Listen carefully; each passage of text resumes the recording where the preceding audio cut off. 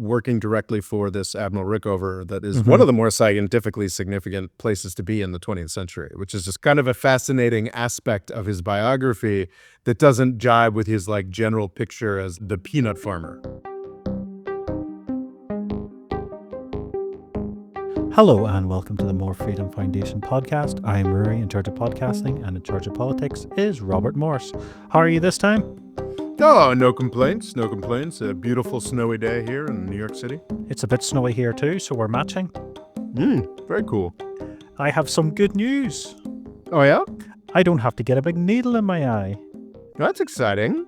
What's it called? Macro? I had a thing called macro where it's like I don't know, to me it's like a little bit of fluid gets underneath your retina.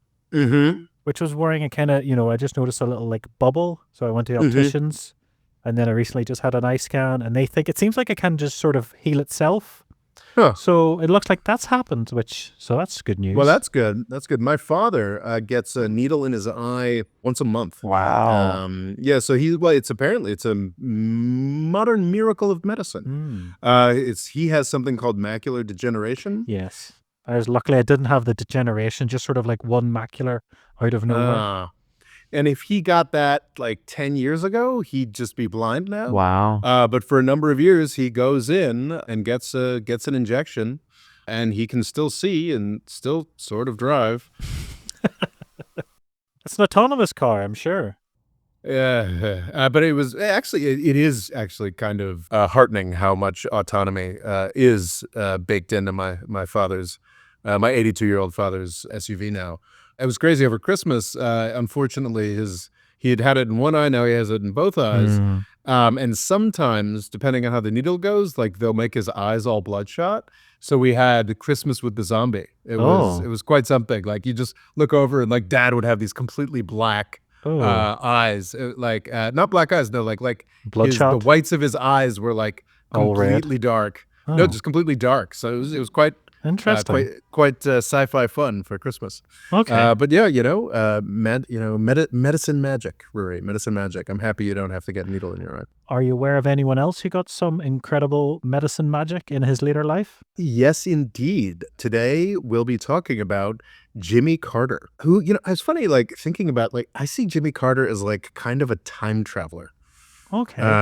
Because he is from a very long time ago.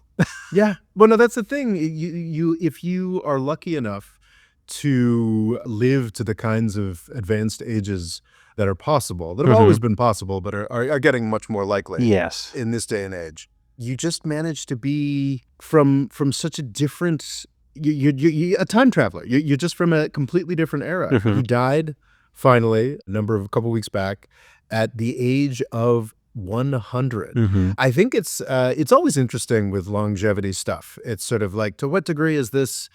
I mean, you can go back to, I think it was the Doge of Venice who conquered Constantinople was like in his 90s when it happened or something like that. So, I mean, you can always go throughout history and find very old people, but I do think it is significant that like two of the main players of 1970s politics, who were not considered to be young men when they were involved there, that two of them died in the 2020s, just over the past year, is pretty significant. Jimmy Carter and Henry Kissinger. I think, Kissinger, it was still over the past 12 months. Oh, yeah, it's fairly recent. Well, it's more the fact that 100's kind of normal. It's not that outrageous for someone to live to 100. I think it's still pretty outrageous. I would be very surprised if anybody in my family. But I feel like if someone lived to 100, there would be legends about them, and they would get exaggerated to say they lived for 1,000 years. Well, now it's like, oh, he had a good run. Absolutely right. I agree. I agree on that entire. But the fact that it is just kind of like there was Kissinger and Jimmy Carter. But it's also when I heard about his early life in, is it Plains, Georgia? I believe that's where it is. They were talking about, like, I don't want to say middle class. They were sort of like the family ran a farm. They seemed to be doing okay, and they didn't have running water. Yeah. I don't think they got running water until he was maybe like 10. And then the dad, like, he did it himself. So, and even then it was just a pipe and they put holes in a bucket and that was a shower. So it's a very different time he was from. Well, that's the crazy thing about like the New Deal and even to some extent the Great Society, the 1960s. redistribution programs is we're fond of saying, oh, well, more right-wing people are like fond of saying, oh, that was crap. That didn't do anything. That didn't solve all of our problems. But before the redistribution social welfare programs of the 1940s and the 1960s in the United States, or rather 1930s, 1940s, the 1960s in the United States, like the United States still had like China level 10 years ago, poverty and rural agrarian poverty. And Jimmy Carter, one of my favorite data points looking into Jimmy Carter this morning was that apparently Jimmy Carter in the 1920s was the first U.S. president to be born in a hospital. Yes, I remember that was like a special thing. Which is it's kind of extraordinary. I think it's only because his mother worked in the hospital. That's just kind of an extraordinary thing. And it is, I still think it is just, I know I'm harping a lot on longevity, but it is a long established fascination of mine. It is still fairly rare to live into one's hundreds. Oh, yeah. And it's even still fairly rare to live into one's 90s. I mean, it's not a majority thing. Or even I think it's, I don't know, is it a 10%, maybe 15% thing to live into one's 90s? Considering the pensions keep getting higher, it would suggest that it's becoming more and more common to live to such ages. Yes. The retirement age is not where it was. One of the great blessings of Jimmy Carter is that he married a woman, Rosalind Carter, who was almost as long-lived. I believe she passed in 2022 or 2023. So she was a couple years younger. So she died in her late 90s as well. So they had, I think, almost a 77-year marriage, which is kind incredible. Kind of extraordinary. But just one thing, I noticed this a couple days back looking into this. Rosalind Carter, when she was in her 50s as the First Lady of the United States, looks like she was in her 30s. And it is kind of interesting. That's just how, people who end up being extraordinarily long-lived just age slower more broadly. And I think Jimmy Carter was certainly among those people. Well, he seemed to be quite a clean living man. Would you agree with that? That is certainly the impression that we get. Though I was interested to find he actually... he is absolutely noted. One of the reasons that he's noteworthy, one of the reasons he seems to come from a completely different time, is that he was the religious right candidate. Yeah, I remember hearing about that, but we'll probably talk about it. He seemed to be very good at just moving to pivot to different sides to get where he needed to go. He certainly did that, but he was apparently legitimately quite serious about being an evangelical Christian, born again, what have you, and was successful, I think, in probably being the last Democrat to win that vote in any serious way in 1976. But what I was interested in to find that he seems to have only become born again in the 1970s. So he was already in his late 40s or 50s. When he had that sort of religious conversion, which was kind of interesting to see. Another respect is sort of to this time traveler theme is that he comes from a completely different era of U.S. politics. Is this sort of Jim Crow era? Well, certainly he had his origins in the Jim Crow era. But by the time his political career had started, I guess he was the governor of Georgia between 1971 and 1975. Jim Crow era, I guess, depends on who you ask. Brown versus Board of Education, the Supreme Court case in 1953, early 50s, I'm not entirely certain about that, was sort of seen as the formal end of segregation in the United States and Jim Crow. The 1964 Civil Rights Act is seen as putting a lot more weight of the federal government behind that. So that was certainly like a key part, but absolutely the politics of Jim Crow referenced his willingness to do what he needed to do to get to where he needed to be. Apparently his record as governor of Georgia in the 1970s is, by the standards of a Southern governor in the 1970s, apparently fairly progressive, fairly good on civil rights. Well, because I was listening to Jonathan Alter talk about him. I think he used to be like a speechwriter, worked with them. And obviously he was trying to portray things better. He was sort of portraying that he was... quite radical for the time. I think he was still very pro, he was significantly less racist than most for the time. He was virulently anti-busing, which was a sort of controversy in sort of the next decade after the civil rights, big in the 70s and 80s, was a lot of people were like, well, the civil rights are fine. Obviously, black people can vote or what have you. But why are you busing these black kids into my schools or busing my white kid into these black schools to try and desegregate? That's not fair. That's a problem. That's an imposition. And he was, adamantly against busing, which is something that also Joe Biden was adamantly against. And I think you can take Joe Biden to task for that as a northern, I guess, is Delaware the North? As a northern politician, that's pretty gross. But for a governor of Georgia, for the worst thing you can say about his time in power was that he was against busing, that's pretty goddamn progressive for a 1970s Georgia governor. But what's key is that when he ran as a segregationist, apparently. Not as a full segregationist, but he apparently was, he did, like, it seems like it was a pretty colossal bait and switch where he essentially cozied up to racists during the race, race baited against his opponent, and then with his announcement was like, and the time of racism is done. So like basically to the point where like people were leaving his celebration party going, what the hell? The sort of lying politicians we like. Yeah, he was a lying politician for good, apparently. I say to you quite frankly that the time for racial discrimination is over. But yeah, he seemed to be even kind of radical compared to people in the north of America. They found him like a bit too kumbaya, if that makes any sense. Like he seemed to be very, he sort of had like a third parent was talked about. He seemed to have like a nanny, a caretaker, a black woman that would help and give him his like love for nature and stuff. So yeah, and also when he was in his Navy, he was kind of like, we're all here to work together. We need to work, in harmony.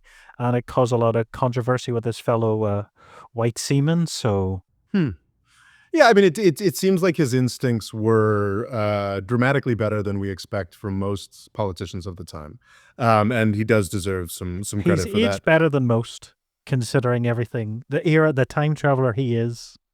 He also, this was interesting to look at. He has, I did not realize how close he was to Hyman Rickover, who is one of the more interesting characters of the Cold War. I think we've talked about how nuclear submarines are like these terrifying super weapons or what have you, that like this is the guy, Hyman Rickover is the guy who essentially made those happen. I don't know if it's fair to say he invented them, but he is the admiral in the U.S. Navy that not just a big driving force, that not just started that, but apparently also started the private commercial as a Navy admiral. Not exactly sure how that worked.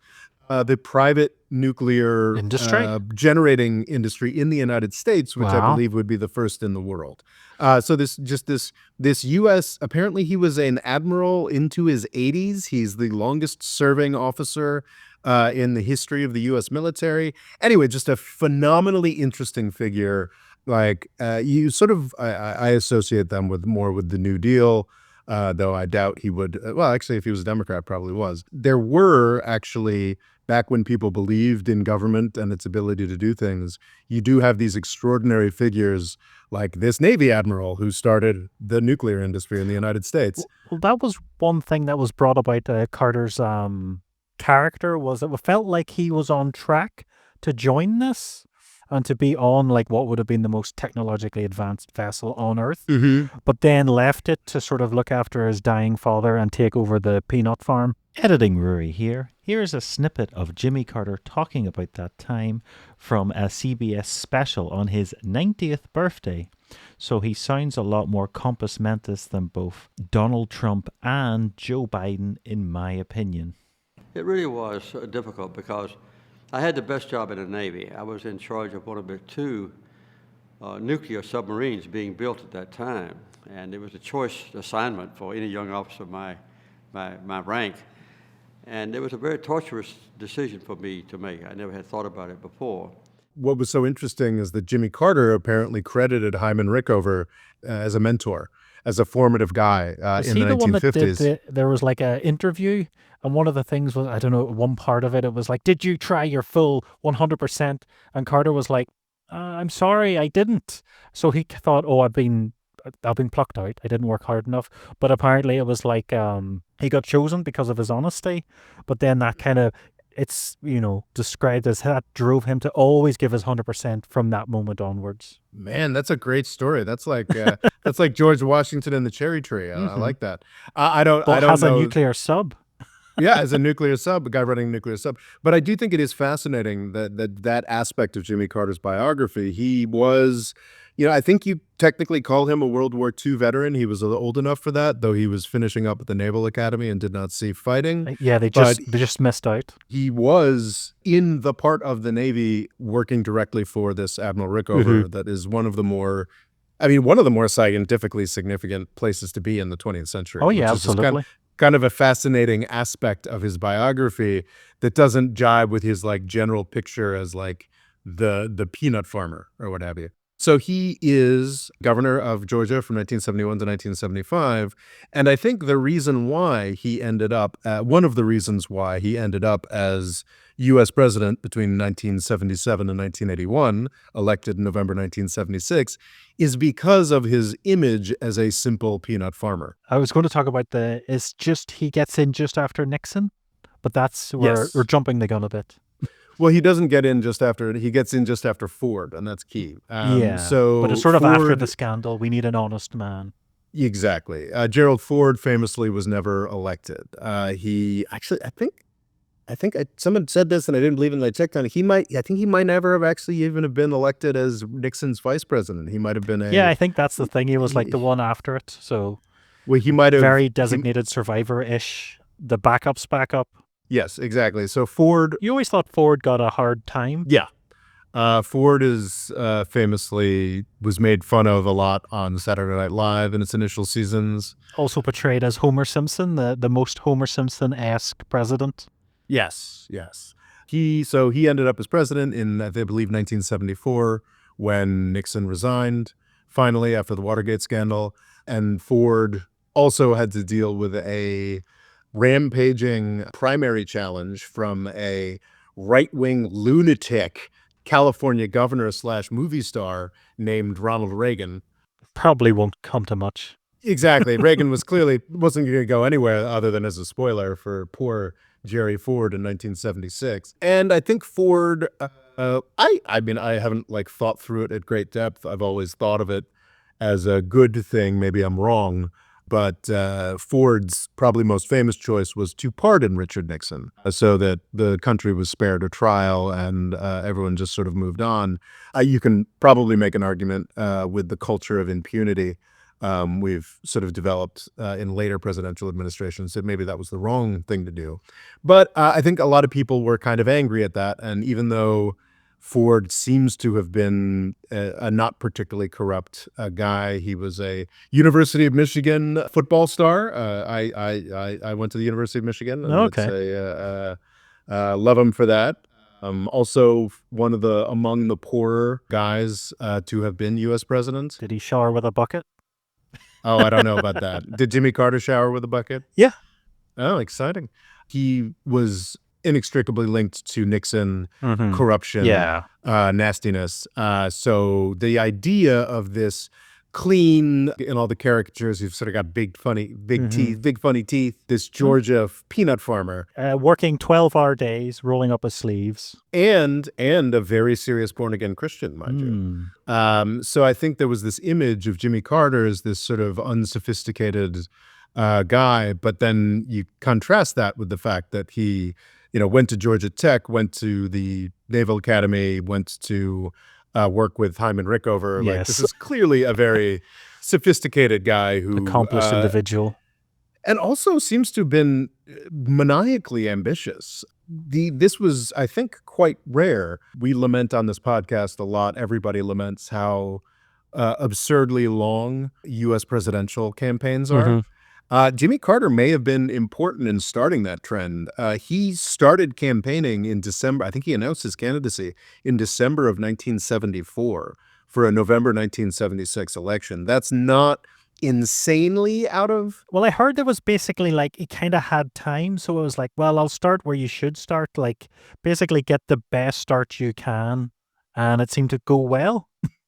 Well, and I think the problem is, Rory, is that it did go so well. He was like a nobody guy who I think in the 1970s, starting your campaign a full 2 years before the election was probably seen as precedent-setting and a bit nuts. And the fact that it was successful may in fact have contributed to our never-ending election cycle. Yeah, so basically he announced his candidacy just a month after the midterm elections.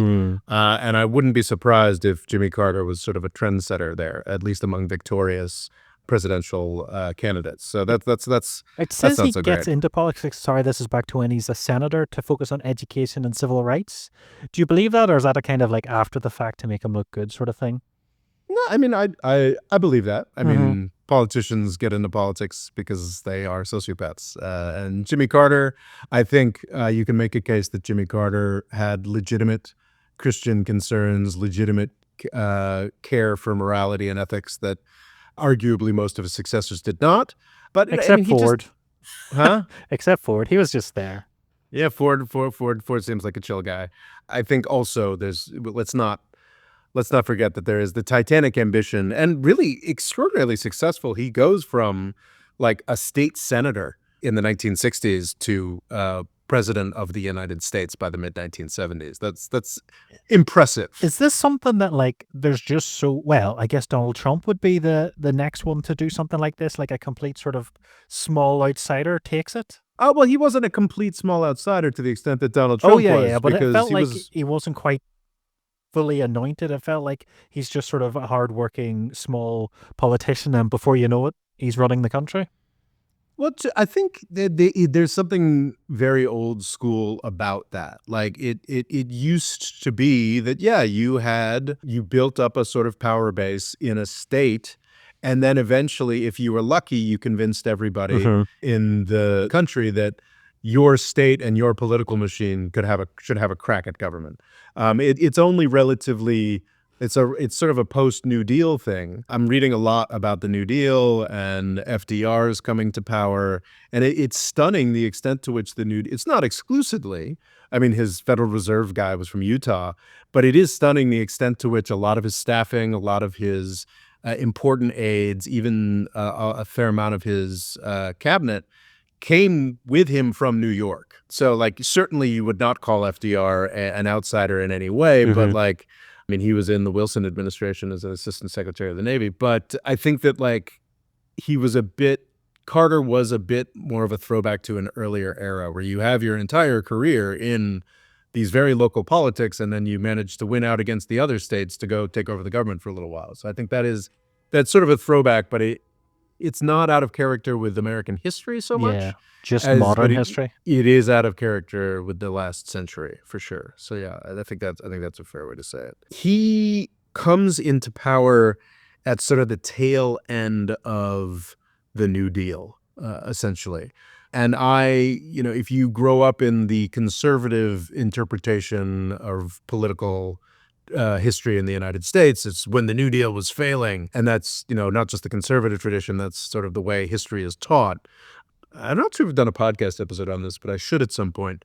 I kind of want to push back on that a little bit because I think fundamentally what happened to the New Deal was the oil crises. The 1973 oil crisis and then the 1979 oil crisis. Crucially, the 1979 oil crisis happens smack dab at really the worst possible time for Jimmy Carter, who wanted to get reelected in 1980. And the sort of New Deal consensus, the 30 glorious years, the rampaging post-World War II economy that the rich countries and the poor countries experienced comes to a crashing halt in 1973. Joe Biden and Kamala Harris were to some degree sunk by inflation. Nixon, Ford, and I think Nixon managed to resign before it bit him massively, but Ford was to some extent turfed out of office because of inflation problems, and Jimmy Carter was definitely turfed out of office because of inflation problems. So rampaging inflation because of the oil crisis, and of course because of Vietnam, and of course to some degree government profligacy.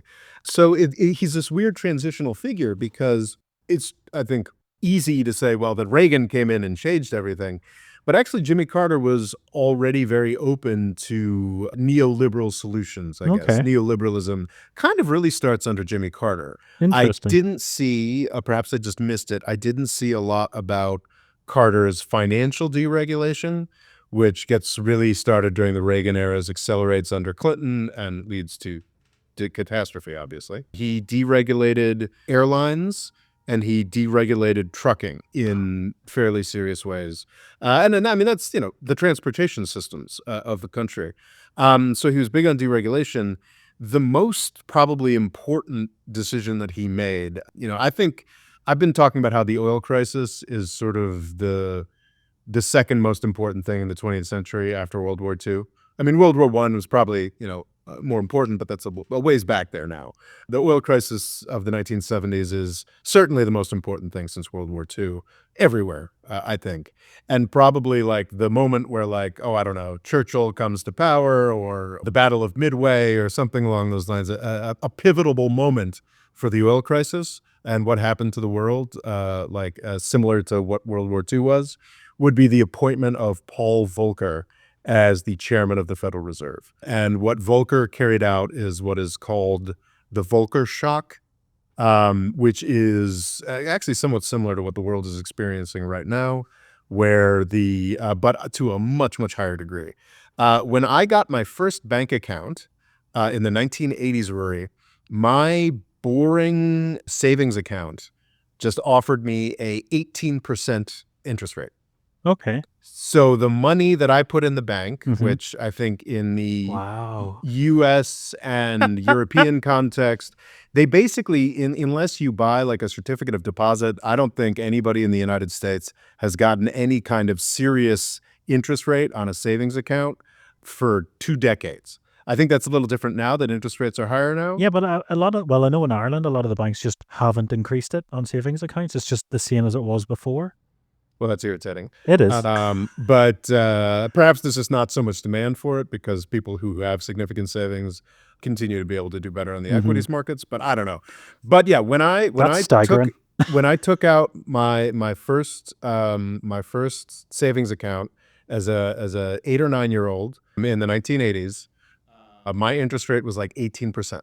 Incredible. And that's because of Paul Volcker. Ford famously, I think, had a slogan called "Whip inflation now" with little buttons that said "Win."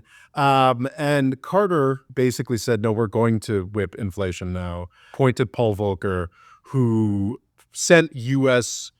Interest rates into the stratosphere. This was catastrophic for the developing world that had borrowed extraordinary sums of money in the 1960s and early 1970s. Well, I guess across the, most of Latin America went bankrupt. Most of Africa wiped away what progress they've been able to make since independence.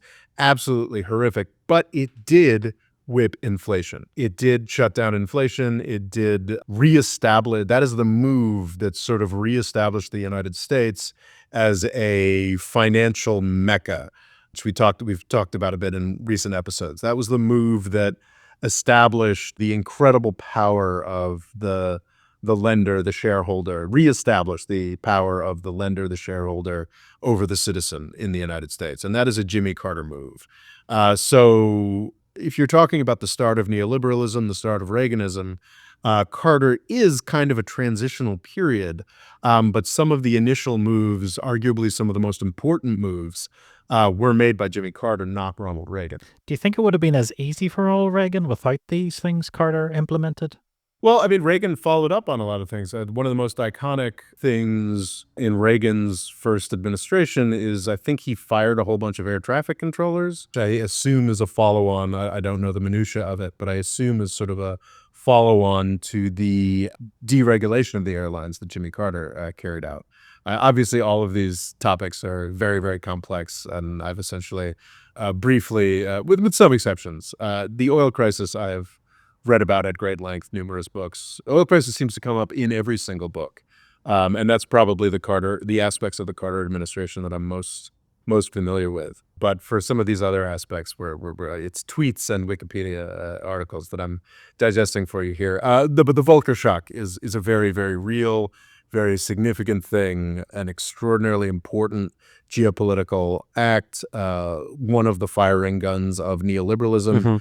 And I have read books on this. I intend to read more books on this. And that is something that Jimmy Carter did. As far as the details of trucking and airline deregulation, well, I've read about those in Wikipedia. So, if you're interested in those, I urge you to seek further. But it was a transitional period. He also was the guy who founded, I believe, both the Department of Energy and the Department of Education. That can't be right, actually. No, I'm sorry. The DOE was created in 1977. I'm surprised by that because I know that the DOE has a really important central role to play in the regulation of nuclear plants, and that would have happened earlier than the 1970s. However, I'm sure that the DOE just absorbed that from a different regulatory commission or what have you. But yeah, the Department of Energy being founded during the Carter administration, during the oil crisis, is perhaps not surprising. Do you think a president would be able to sort of tell people to not use cars as much today? Because there was what's the line, to use carpools or public transport whenever you can, to park your car 1 extra day per week, to obey. I also like the idea that the president has to tell his people to obey the speed limits. Like, the most powerful man in the world can't stop people speeding, and to basically set your thermostat a bit lower. Like, I feel like if a president was to say that today, they would just be like torn apart on the internet. Well, because there's no real necessity, but the extent of the crisis, both Nixon and Carter went a lot further than sort of nanny state admonishment. I think both of them instituted to some degree price controls on oil. I believe so. And again, this is not something I've looked into in detail, but my understanding is like they were both. This was a transitional era. They both were from a New Deal era, where the assumption was that government could do things like that. Yeah. And specifically, they could see the necessity. If Joe Biden were like, hey, you should drive your cars less or this, that, the other thing, I mean, why? Like, the gas and oil are as cheap as they've ever been. And it's certainly not something the United States is, mass worried exporter. about.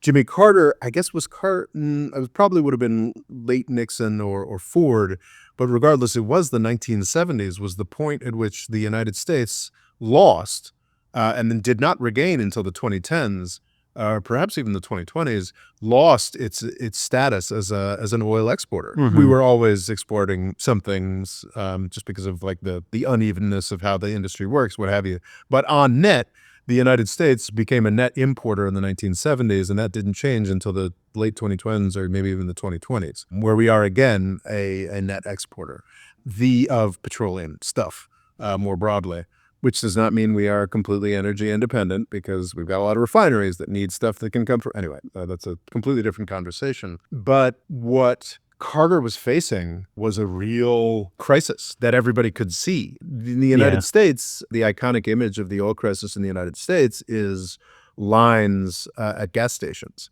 And that, for a country that is as car dependent as we are, that was an image that has stuck with everybody who saw that. And even with people like me who were too young to see that. So I guess perhaps actually the summer I was born might have been, my parents might have been waiting in gas lines if they didn't live in Manhattan. I'm not sure if they had a car. But it's also, isn't it, the start of a lot of environmental movements? Sort of, we see some really terrible electric cars around this time, but also American cars start to buy more European and Japanese because they're just more efficient. Well, a really big thing is that U.S. cars became a lot more efficient, and I think this isn't just a Nixon. I think this is like a Nixon, Ford, Carter thing, because they had to become a lot more efficient. Jimmy Carter's famous for putting solar panels on top of the White House, and Reagan is famous for taking them off. But in Reagan's defense, like, these were essentially meaningless. Like, into the 1990s. Well, yeah, they would have been incredibly expensive, very experimental at the time, and I'm sure the cheapest thing you can find in Alibaba would be 10 times better. But it was symbolic, and I think it was something he was definitely concerned about.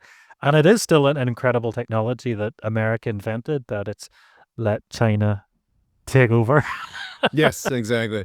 But in the as late as the 1990s, like, I mean, you could, like a solar panel could like run like a tiny fan or something. Like was not like a serious technology until the aughts or even the teens.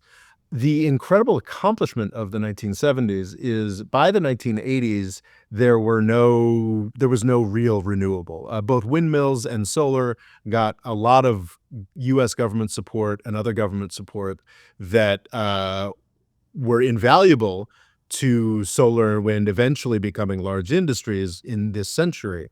But they didn't really hit by the 1980s in any serious way. Certainly throughout the 1980s, the United States was a net oil and gas exporter. However, by the end of the 1980s, oil prices had crashed massively. And that was entirely because of the kind of natty state whining that people like Jimmy Carter and other government folks did. It was only because of the efficiency that was imposed on the U.S. car industry, other industries, air conditioning, I mean, tons and tons of stuff.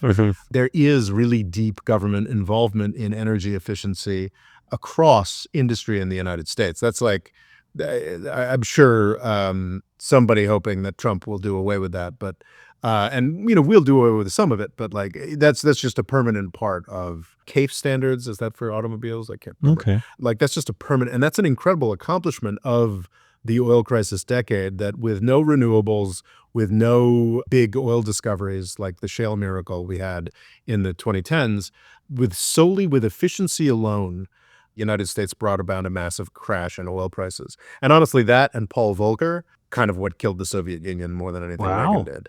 Yeah, I mean, of course. Well, so the oil crisis is terrible for the Soviet Union because it got them hooked on massive oil and gas revenues in the 1970s and then took those revenues away in the 1980s. And then at the same time as Paul Volcker was making it incredibly expensive for anybody to borrow money. So Carter, the slayer of the Soviets? I mean, I guess there were a lot of things. No one president gets credit for that accomplishment, I think. Anyway, it's an interesting thing. Jimmy Carter, it was interesting seeing who was trying to rake Jimmy Carter over the coals to be contrarian on Twitter or what have you. And there was, before you chime in, I remember I used to go on the Donald. Do you remember that subreddit, just to wind people up? And I remember just occasionally they'd be like, oh, what happened to Democratic presidents like Jimmy Carter? It's like, I don't know what their point was. Do they like Jimmy Carter? Is it like there's something about him that they like that you don't get anymore? I just found that strange. But so yeah, who was raking him over the coals? Well, folks who were talking about just essentially leftists or people who are against sort of Reaganism or pro-business fundamentalism, who are like, oh, Carter's the worst. Carter's the real problem, blah, blah, blah, blah. And I was sort of surprised by that. I think you can make a case for Carter as being, economically conservative or what have you. But he was also a guy coming to power at a time of acute crisis, and he was trying things. What you should do during a period of acute crisis. It's definitely a time you don't want to be in power in America, would you say? Yeah, so for sure. Yeah, it was a bad choice. A bad choice. So I'm not so sure about his domestic legacy.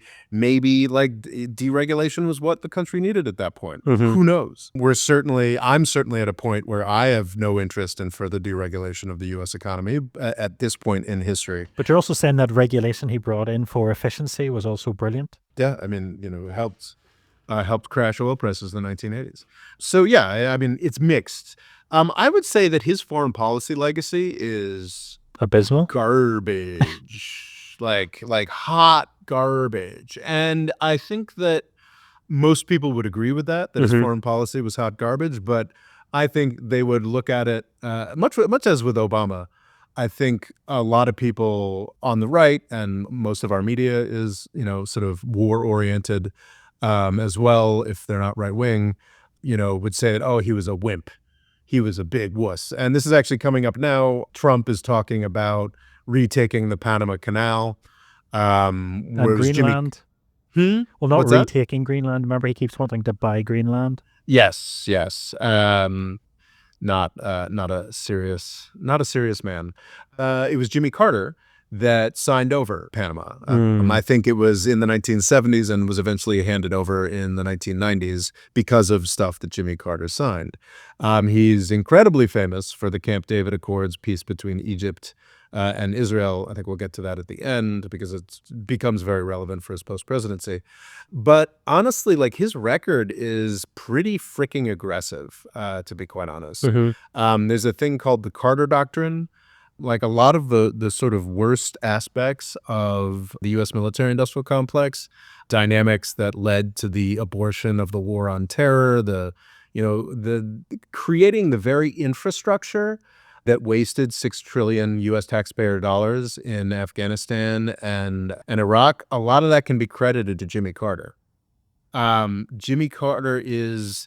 And again, this is like a reaction to a lot of scary stuff that was happening at that time. We talk about the Soviet Union and the incredible rush of overconfidence that they got in the 1970s from their incredibly jacked up oil revenues. I think it's actually true that in the 1970s was, throughout Cold War, the United States warmongers would talk about, the Russians are catching up to us, or they've got more missiles than us, they've got more bombs than us, they've got And the secret sub. That was never true. That was never true until the 1970s. It's actually with the money they got from oil. A lot, and this is kind of why. Another reason why this is credited to Reagan, but this dates back way before Reagan. One of the reasons the Soviet Union failed is because they were wasting all that money trying to build nukes to catch up to the United States. In the 1970s, the Soviet Union had a lot of money, a lot of overconfidence, and the United States had just been humiliated in Vietnam.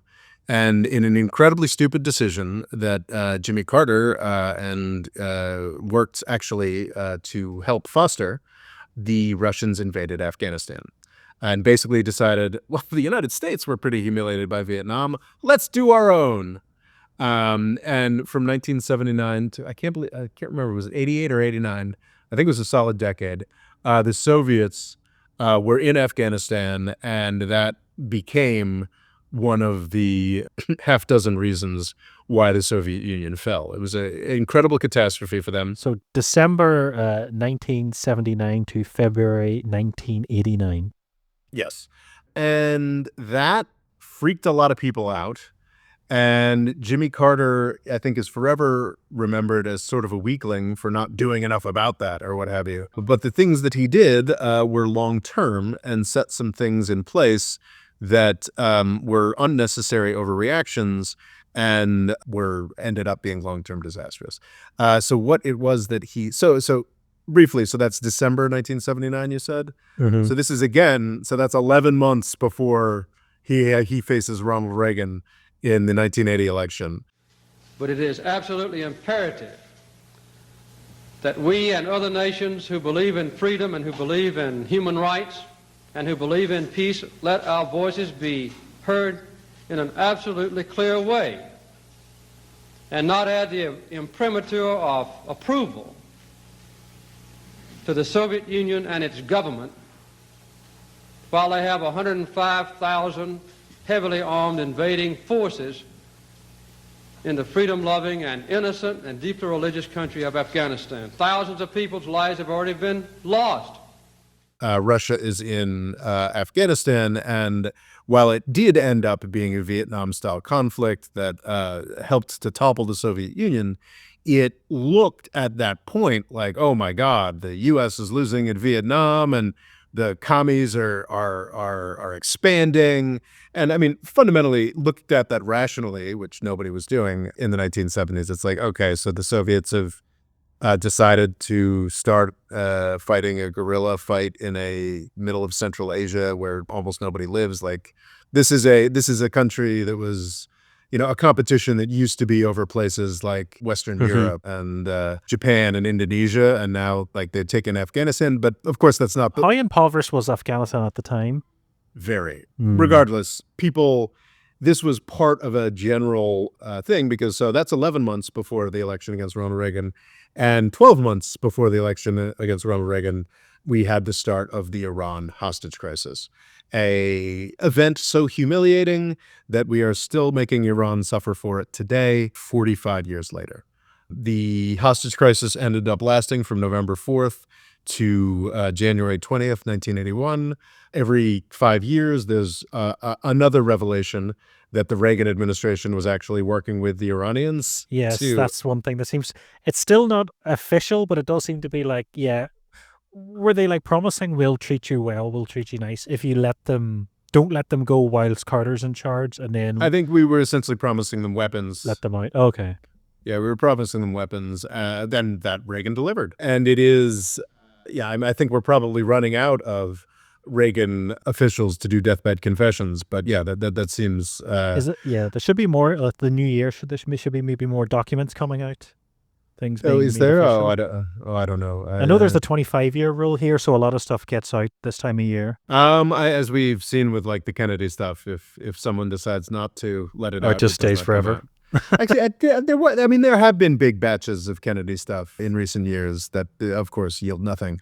If the U.S. government wants to hold on to it, the U.S. government holds on to it. But so if you've got that 1-2 punch in November of 1979 and December of 1979, Jimmy Carter looks like a big weakling.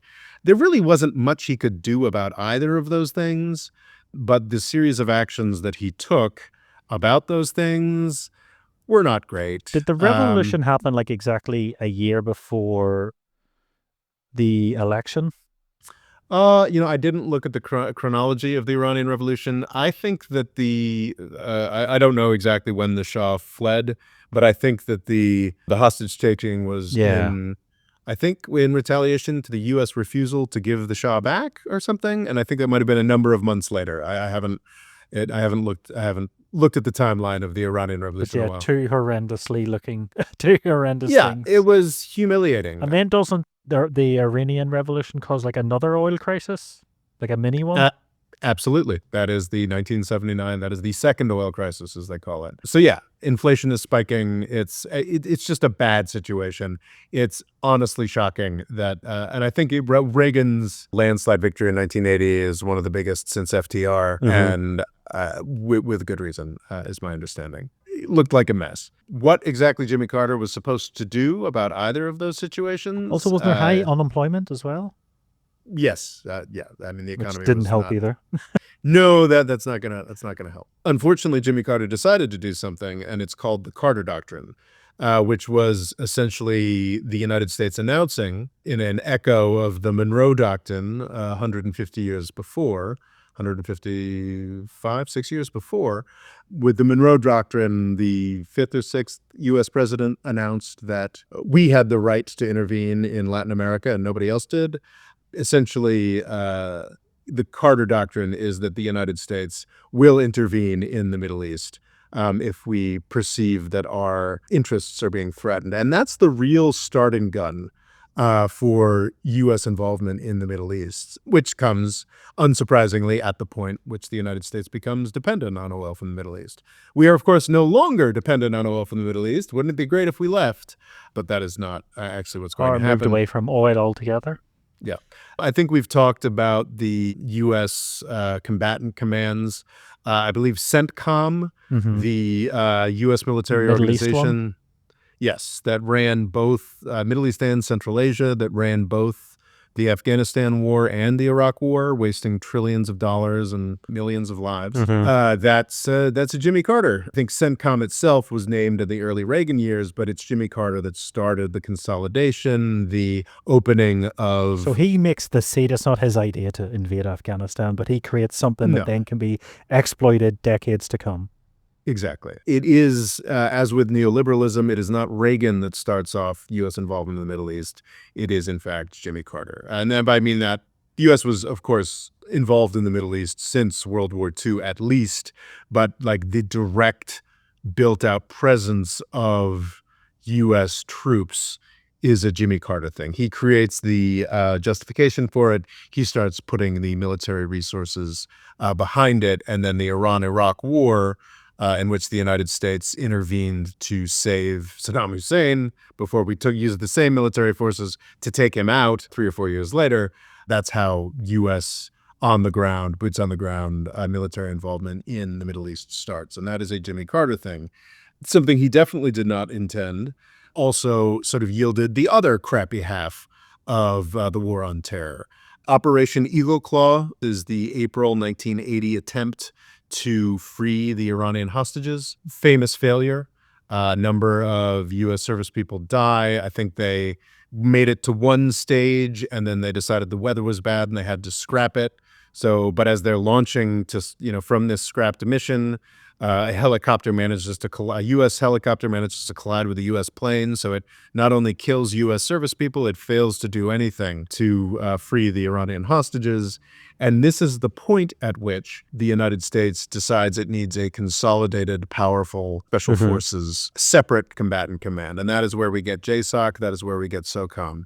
I don't think this is something that Jimmy Carter intended or anticipated, unlike the other thing, but it is a really grim sort of starting point. We've seen in January 1st of this year, we had U.S. Special Forces, or at least U.S. military forces, I think one of them at least was Special Forces, participating in 2 terror attacks. The Las Vegas guy with the Cybertruck was, I think, a Special Forces guy, and the New Orleans guy was also U.S. military. Obviously, that's not the real threat that I think Special Forces provide. I think the consolidation of separate sort of Special Forces institutions has not yet, but will inevitably yield to sort of a sort of Praetorian effect in the decades to come, where these Special Forces start seriously undermining U.S. politics and U.S. democracy. Do you mean that they sort of work on their own doing horrendous things, or what exactly? Oh, well, that's a given, Ray. Oh. But no, that essentially that this tremendously powerful, tremendously well-equipped, the problem with Operation Eagle Claw was like, the Special Forces, well, the Navy has the Special Forces and the Green Berets. Well, I guess the Green Berets was Army, and then I think the SEALs existed back then. Delta Force, I'm not sure who Delta Force was. Maybe that's Army as well. Chuck Norris had a series of Delta Force films. The problem perceived in Operation Eagle Claw was that none of these forces had their own dedicated helicopters or dedicated planes. It was a logistical cluster bomb. So what happened was we set up the Special Forces Combatant Command that gives them their own dedicated resources and whatnot. What we saw during the War on Terror was that these special forces kind of took over the War on Terror and created a lot of generals like William McRaven, like Michael Flynn, famous lunatic in the Trump administration, who ended up becoming politically powerful in their own right. And yeah, just sort of created like a really sinister development in U.S. civil military relations that I think will probably end up yielding some really bad results. And that is a legacy of Jimmy Carter's failure. Jimmy Carter is really interesting in that his post-presidency is something that he's been lauded for, I think, quite rightly. What I think is underappreciated is the extent to which his crusade of his post-presidency that he's most famous for, crusade for Palestinian rights. That's an amusing formulation. Are probably most directly linked to what many see as his greatest accomplishment, and perhaps he didn't see quite that way. He's the guy who, arguably Nixon and Kissinger, who I think remained Secretary of State throughout the Ford administration until 1976, probably laid some of the groundwork for this, but it was Jimmy Carter who got Anwar Sadat, and was it Menachem Begin back then? I can't quite remember. I think so. The Israeli and Egyptian leaders shaking hands and making peace at Camp David in the United States. There had been 4 wars between Arabs and Israelis in the previous 25 years, with the Egyptians and the leadership supported by the Soviet Union. They were the only country that could really challenge Israel militarily. So the Camp David Accords that brought peace between Israel and Egypt, which obviously the Arab world didn't like very much. The Arab Street disliked enough to assassinate Sadat. And the Palestinians did not like, which sort of kicked a leg out from under them. And I think it's perhaps Jimmy Carter's perception that he had kind of shivved the Palestinians might have something to do with how committed he was, how courageously committed he was the Palestinian cause throughout throughout his post-presidency. I think he famously wrote a book in 2006 called peace or apartheid, and the incredible kerfluffle, I mean, this is before Netanyahu went to Congress in 2015 and kind of broke the pro-Israel consensus. To have Jimmy Carter not actually saying Israel is an apartheid state, but that Israel risks becoming an apartheid state was like a shocking, it was like a bomb going off in U.S. politics. 2000s. So really courageous guy. I'd see people arguing, which sounds about right to me, that he kind of refused to affiliate himself with, and this is also kind of an old school thing. Most people in their post-presidencies would have seen it as undignified to run around the country collecting speakers' fees and being directors and being paid to do things. And Jimmy Carter just sort of didn't do that so much. Of course, Gerald Ford, his predecessor, I think famously did a ton of that, because Jerry Ford didn't finish up as president rich. So he ran around getting rich for a number of years thereafter. And Jimmy Carter didn't do that. And someone had suggested, I'm not sure that, but this sort of makes sense to me, that his lack of connection to the private sector and essentially refusal to sell out to the extent that really every I mean, the Bush didn't really have to sell out because he was already a plutocrat, but really Clinton, absolutely, Obama for sure, Reagan was already pretty, I think. And I think Trump's trying to find out how much you can sell out. Yeah, exactly. When I see his watches and his NFTs and all the rest. He's like a fully sponsored president. But Jimmy Carter's refusal to do that may have given him the ability to be the well-remembered. Well, no, the ability to have the extraordinary diplomatic record that he had. Jimmy Carter, I think, was like going to North Korea in the 1990s. Carter worked as essentially like emissary of the U.S. government throughout his post-presidency, going all over the world trying to solve problems. And it wasn't just Habitat for Humanity and a Palestine book. He did a lot of great things. But he did get a Nobel Peace Prize in 2002 for his efforts in finding peace solutions in international conflicts. Yeah, and I think deserved to some extent. Not so much like the time Obama got one. Yeah. Jesus Christ, yeah. So yeah, he had an extraordinary post-presidency and a post-presidency of extraordinary duration. I mean, he left power in 1981, and he's 44 years as a post-president, and time well spent. Time as presidency, he got I think unbalanced, Jimmy Carter got a pretty raw deal. Not the best time to be U.S. president. A lot of events that were not under his control, but the things that were under his control and the reactions that he had in foreign policy specifically were not great. So internal better, external terrible? Internal mixed, external pretty bad. And the Camp David Accords, it's really interesting just sort of sitting at the point where we are after what's just happened. What's happening? It's happening.